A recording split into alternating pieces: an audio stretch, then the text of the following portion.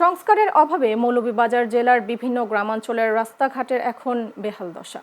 চা বাগানের সড়কগুলোর অবস্থা আরও নাজুক।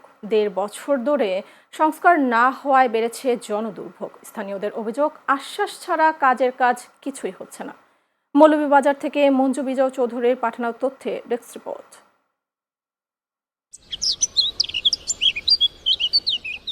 ২০০১ সালে বিএনপি সরকার গঠনের পর তৎকালীন অর্থ ও পরিকল্পনা মন্ত্রী মরহুম এম সাইফুর রহমান মৌলভীবাজার জেলার উন্নয়নে বিশেষ মনোযোগ দেন। সরকারি অবকাঠামো নির্মাণের পাশাপাশি ওই সময়ে পুরো জেলায় গ্রামীণ জনপদের রাস্তাঘাটের অভূতপূর্ব উন্নয়ন করেন। অথচ এই জেলায় এখন মাইলের পর মাইল রাস্তা ভাঙাচোরা আর খানাখন্দে ভরা। ১.৫ বছর যাবৎ এসব সড়ক সংস্কার কিংবা মেরামত হয়নি। এক যুগ আগেও যে সড়কগুলো ছিল পিচ ঢালা মসৃণ, এখন বেশিরভাগ সড়কে ক্ষতচিহ্ন। অনেক জায়গায় ইট সুরকি পর্যন্ত উঠে গিয়ে তৈরি হয়েছে বড় বড় গর্ত। সরেজমিনে ঘুরে দেখা যায় সদরের নাজিরাবাদ ইউনিয়নের দিঘির পার হয়ে গোবিন্দপুর সড়কটির বিভিন্ন অংশ একেবারেই ভাঙাচোরা। গিয়াসনগর ইউনিয়নের মারকোনা থেকে গোবিন্দপুর সড়কটিও চলাচলের একদম অনুপযোগী। দিঘিরপাড় বাজার থেকে আমতল ইউনিয়ন হয়ে কাগাবালা সড়কটিও বেশ ক্ষতিগ্রস্ত।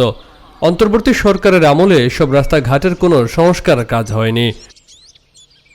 আমার বয়স ৭১। এই রাস্তাঘাটর যেভাবে করছিলা সাইফুর রহমান সাহেব করিয়া গেছেন, এরপর থাকিয়া আর রাস্তাঘাটও কোনো কত সরকার আইসেন গেছেন, কোনো মূল্যায়ন হইছে না। রাস্তাঘাটের যে অবস্থা আপনারা দেখরা, অনেক বড় বড় গর্ত।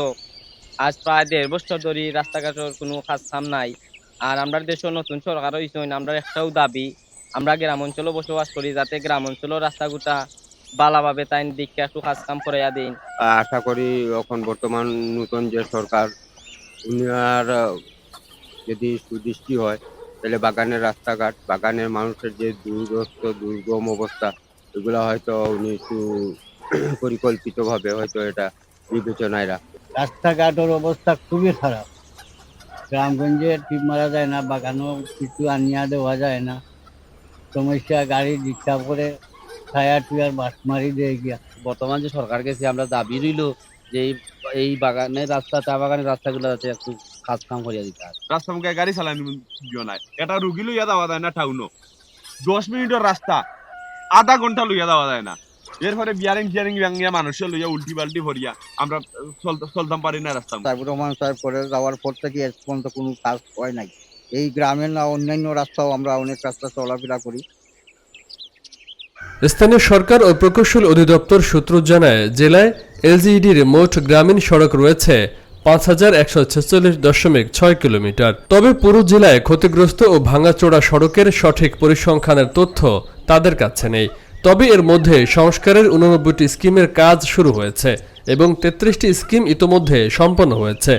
বাকি স্কিমগুলোর কাজ দ্রুত গতিতে এগিয়ে চলছে বলে জানান এই কর্মকর্তা।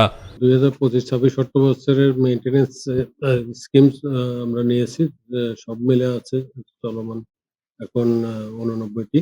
তার মধ্যে আমাদের ৩৩টি স্কিম সমাপ্ত হয়েছে, আর বাকি স্কিমের কাজ চলমান আছে। আমরা আশা করি এই কাজগুলো খুব দ্রুত আমরা শেষ করব। না, আমাদের আমরা তো উপজেলা road, union road first priority দিয়ে স্কিম নেই, সেই অনুযায়ী পর্যায়ক্রমে এবছরে যে স্কিমগুলো নিয়েছি বা আগামী বছরে বাকি স্কিমগুলো নেব। এইভাবে আমাদের কাজগুলো সমাপ্ত হবে। স্থানীয়দের মতে, রাস্তা সংস্কারের অভাবে এই জেলার কিছু এলাকা দিন দিন দুর্গম হয়ে উঠছে। দ্রুত সংস্কার কাজ হাতে নেওয়ার জন্য সরকারের কাছে দাবি জানান তারা। Faisal Mahmud, channel S news desk.